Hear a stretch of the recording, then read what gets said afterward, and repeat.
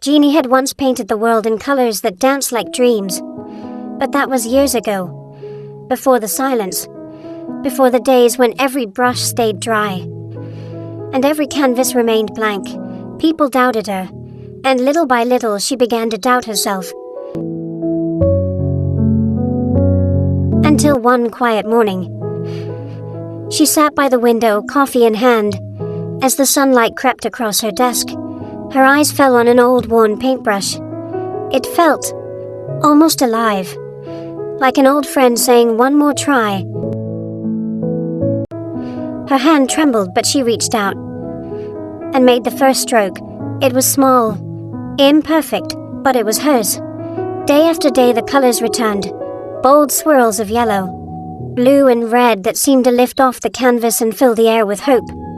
At work, where she cared for patients, she hung her paintings on the walls, and something magical happened.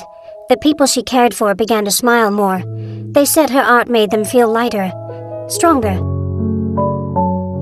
And neighbors peeked through her window, curious about the joy spilling out in color.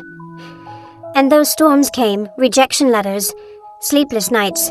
Jini kept painting, because now she knew her art had a purpose. One day her work was accepted into an art exhibit. She stood there surrounded by strangers who saw her colors and understood her story. When the judges called her name for the award, she looked out at the crowd, and for the first time in years she believed. Music swells with warmth.